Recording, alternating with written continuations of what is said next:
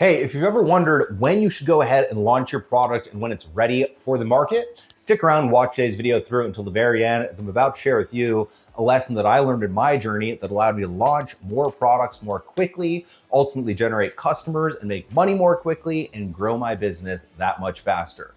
As always, if you get value out of today's video, please let me know in the comments section below what your biggest takeaway is from this video. Don't forget to hit that subscribe button and that thumbs up button if you get value. With that said, let's go ahead and dive right in. Welcome to the Misha Wilson Show, where we show you how to create massive success online so you can enjoy the lifestyle of your wildest dreams. All right, so what I want to talk about here today in this video is I essentially want to tell you a story from when I was first getting started that pertains to, me also working with so many different clients and so many different clients facing the same issue that I was facing in my own personal journey. So I remember way back when I was first getting started, I got started with affiliate marketing, hit 6 figures with affiliate marketing. I was really into affiliate marketing. And that's still, we teach affiliate marketing for a large percentage of our business. And that's, one of my main core businesses is what we do. And I love it, right? But at the same time, I also wanted to create my own product. I had an itch to create my own product. I knew the niche that I wanted to create my own product in. I had figured out a skill set within the context of growing an affiliate marketing business when it comes to traffic generation that not that many people were using. And I really wanted to get my own product out there, right? I had this part of me that just thought, God, it would be so cool to be able to create this information product, kind of bundle up different ideas that I have and different strategies and methods that I'm using to, generate leads and make sales and sell it and have people pay me for what I know in my head, right? That would be the coolest thing in the world.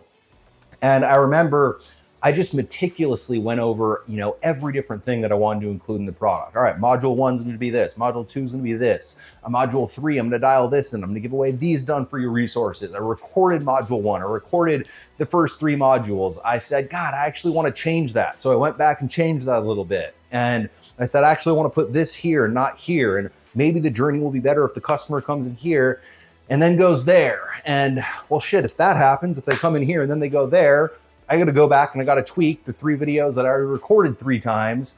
And as you probably can guess, I got in this cycle that a lot of people get in, right?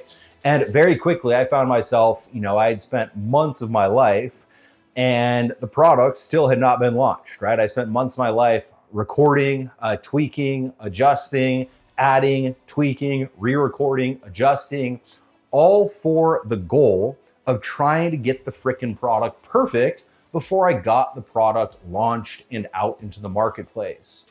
All right. And one of the lessons that I have to learn, or had to learn and still have to learn, and have to remind myself all the time in the business, is that very simply, sometimes good enough just has to be good enough, and perfect is the enemy of done.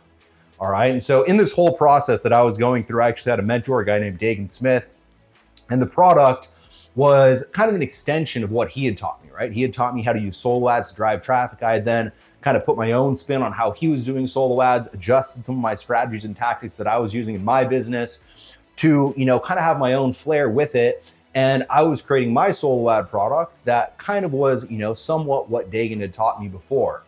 And I got on the phone with Dagan and I remember kind of talking him through the cycle and the pattern that I was in, right? I'm re-recording, tweaking this, adjusting this.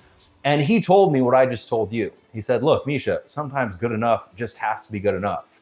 And at that point in time, he did something that completely changed the way that I approached launching the product. He told me, Misha, I will help you with the sales material. And there was, the sales material that I had. He said, I'll help you with this stuff. And this, guy in my mind, still one of the best marketers, hands down, on the face of the earth to this day. But in my mind at that point, this was like working with a freaking God, right? So he's like, I will help you with the marketing if you just get the damn thing up and launched. And if you do it by next week. And that was how he kind of ended. And I said, holy shit, all right, I got to get this thing done by next week. And then I'll have this guy's help marketing the thing, right? And he had seen that I was an action taker. I had done well in one of his programs as an affiliate. I had taken, a lot more action than a lot of other people. So he was giving me a little bit more time, but he was still giving me more time with the deadline of get it done by next week or else I'm out, right? And the minute that happened, guess what? I got the rough draft of that product freaking done by next week so that I could have Dagan's help. And we launched the product. I launched the product to my tiny little list. I experienced, the magic of selling an information product for the very first time with the video sales letter that we created. I, mailed an email out to my list. Someone paid $297 for this, bunch of information that was in my head. And at that point in time, I remember my complete belief system just totally shifting when it comes to what I thought possible and what I thought not possible, right? Someone would just give me $297 for some freaking information that I had learned and then taken and put my own spin on and repackaged and sold.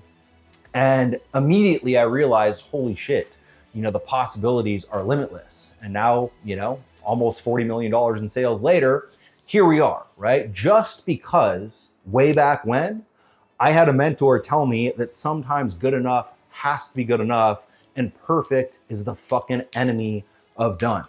All right. And that's what I want to encourage you to understand. And very much related to a video that I did recently on product versus marketing.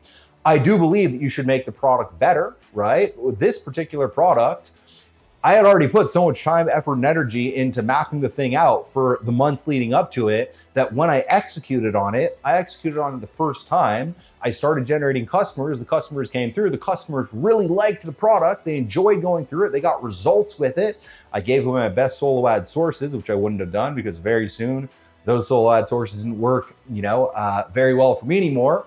But I had a bunch of customers come through. They loved it. And once they loved it, I just marketed the crap out of it, right? I brought more people in. I then essentially built on that, created the next product, launched the next thing, brought affiliates in, and the rest is kind of history, right? So what I would recommend for any of you, whether it's your own product, whether it's an email that you're trying to dial in, whether it's your first video, whether it's your first webinar, whether it's your first podcast, whatever it might be, right? Understand that if you are waiting for the time for your own internal self to say, all right, this thing's perfect, let's go, you're gonna be waiting an awfully long time. You are never gonna get there. You're never gonna get to the point of satisfaction yourself. And the truth of the matter is that oftentimes what you'll find is you'll put something out, you'll be your own harshest critic, the market will still love it. And if the market still loves it, let the market judge you, because you're always gonna judge yourself, most harshly compared to everyone else. Now, if the market doesn't like the product, obviously make it better, all right?